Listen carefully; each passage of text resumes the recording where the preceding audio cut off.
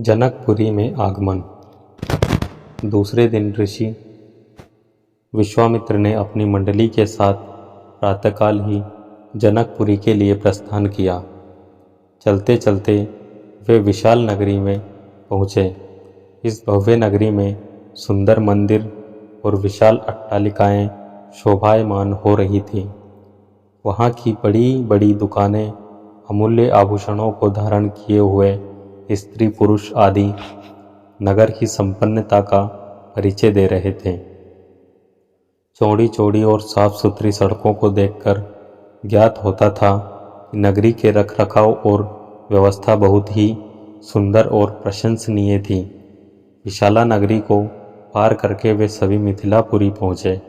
उन्होंने देखा कि नगर के बाहर सुरम्य प्रदेश में एक मनोहर यज्ञशाला का निर्माण किया गया था और वहाँ पर विभिन्न प्रांतों से आए हुए वेद पाठी ब्राह्मण मधुर ध्वनि में वेद मंत्रों का सस्वर पाठ कर रहे थे।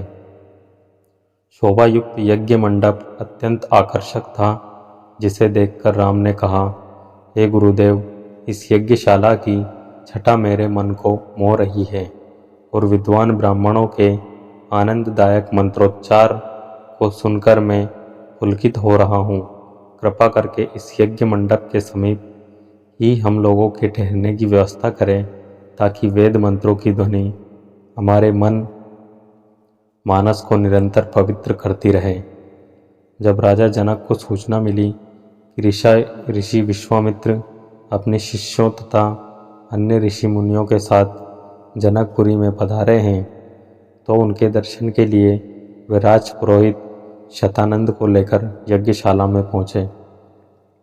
पाद्य अर्घ्य आदि से विश्वामित्र जी का पूजन करके राजा जनक बोले, हे महर्षि, आपने यहाँ पधारकर और दर्शन देकर हम लोगों को कृतार्थ कर दिया है। आपकी चरण धूलि से यह मिथिला नगरी पवित्र हो गई है। फिर राम और लक्ष्मण की ओर देखकर बोले, हे मुनिवर, आपके साथ ये परम तेजस्वी सिंह शावक जैसे अनुपम सौंदर्यशाली दोनों राजकुमार कौन है? इनकी वीरता पूर्ण आकृति देखकर प्रतीत हो रहा है मानो ये किसी राजकुल के दीपक हैं।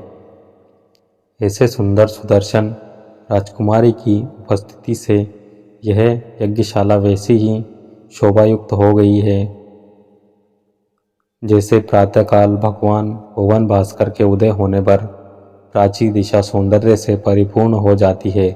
कृपा करके अवगत कराइए कि ये कौन है, कहाँ से आए हैं, इनके पिता और कुल का नाम क्या है।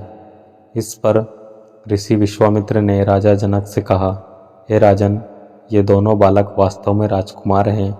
ये अयोध्या नरेश सूर्यवंशी राजा दशरथ के पुत्र रामचंद्र और लक्ष्मण हैं। ये दोनों बड़े वीर और पराक्रमी हैं। इन्होंने सुबाहु ताड़का आदि के साथ घोर युद्ध करके उनका नाश किया है। मारीच जैसे महाबली राक्षस को तो राम ने एक ही बाण में 100 योजन दूर समुद्र में फेंक दिया। अपने यज्ञ की रक्षा के लिए मैं इन्हें अयोध्यापति राजा दशरथ से मांगकर लाया था। मैंने इन्हें नाना प्रकार के अस्त्र शस्त्रों की शिक्षा प्रदान की है। इनके प्रयत्नों से मेरा यज्ञ निर्विघ्न तथा सफलतापूर्वक संपन्न हो गया।